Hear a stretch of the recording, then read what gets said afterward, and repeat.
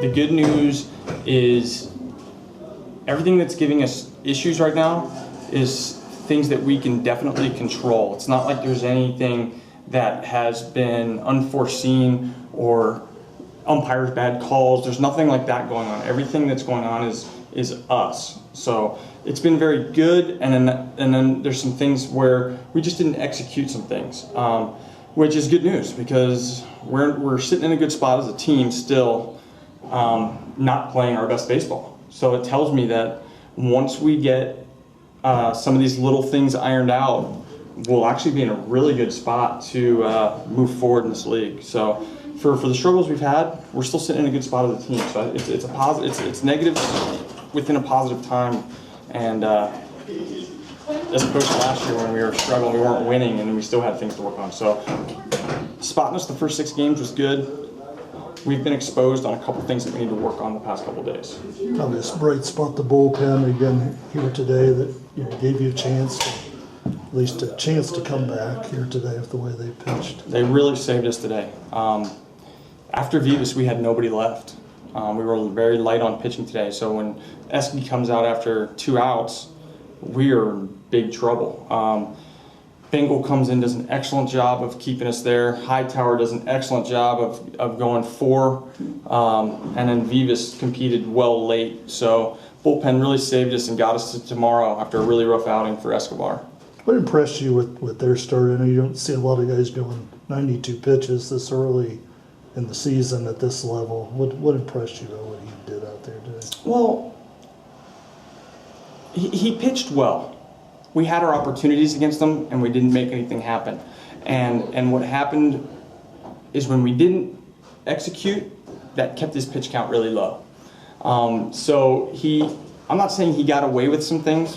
He made pitches when he had to make pitches, and we didn't execute when we needed to execute, and that kept his pitch count low, and he was just ready to go, keep going. So 92 pitches, a lot of pitches.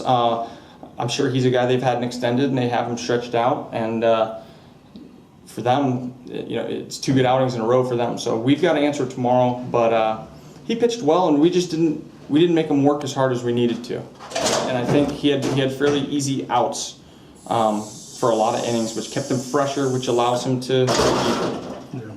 Just with Luis was missing out of the zone, obviously, there in the first. It seemed like just from the get-go, he just didn't have it. Yeah. One of those days for him. He's a guy, he'll come out one day and he'll be lights out, and he'll come out the next day and he'll be all over. He's a very young pitcher. It's our job to teach him off this outing. There's some things that he's going to have to learn in terms of making adjustments. He made no adjustment today. He just tried to throw harder. And when he threw harder, he kept getting higher and higher in the zone.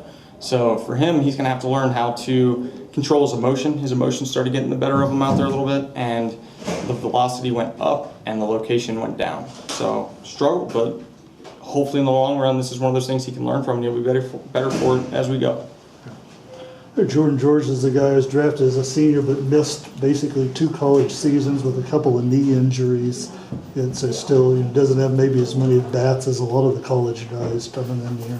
What have you seen out of him? Well, he's a guy that can barrel the ball up from both sides of the plate. I was kind of worried about the amount of right-handed swings he was getting because everybody we've been facing lately has been right-handed. So it's kind of good that State College has all these lefties in the pen because it's given him an opportunity to get a couple right-handed swings. But last night he comes in, his first right-handed at bat of the season, I think, and gets a line drive the other way. So he's a guy that's very impressive. He doesn't need much to stay locked in. He has a very good eye. He has a very good understanding of the strike zone, and he can cover all of it. He's got a very good swing from both sides of the plate, which is rare.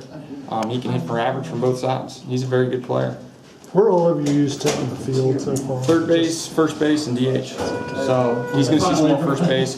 One thing I'm having is I got Bauer and George both play first base primary position. They're both hitting the ball really, really well. So I got to mix it up between them and the DH. And George can also help out at third some. So, but you'll see him mostly DH first base. You'll see him at third some.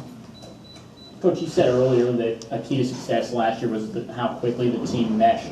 What are you learning about this team's mentality through the early ups and now downs? So this team has gotten close quickly. The one thing about this team is I think they thought it was going to be easy after we started 6-0, and not saying that they took these games lightly, but they got punched in the mouth now. So it's time to see how they respond to that. I think we're going to find out what we're made of over the next couple days, how we bounce back.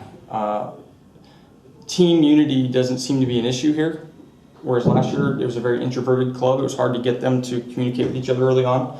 This club seems to really like each other early on, so it should be really easy to work on some things and get these guys just understanding situations, things like that. So, but this team, I think they're going to make adjustments quicker than last year's team, which is good. I know it's early, but do you think this was kind of a little jolt that they have needed after winning 6 in a row? For sure. You don't learn anything about yourself when you're having success. We started 6-0, and it's hard to talk about working on things when the results are telling you that you're good. I think when you lose some games in a row and you don't execute some things, then it exposes where your weaknesses are, and it requires you as a player to learn how to fight through adversity, but also get better while dealing with that adversity. You don't have the choice to quit here. You have to come back tomorrow. And for these young players, I think that's the biggest thing that they're going to learn here when they struggle is, I still got to come back tomorrow and do this again. I got to figure out how to leave today in the past, and when tomorrow comes, I've got to be ready for tomorrow regardless of yesterday. So that's, we needed this. We wouldn't learn anything if we went 60, 76 and 0. So it's a good little jolt. I think it's a good thing because we're gonna learn how to bounce back.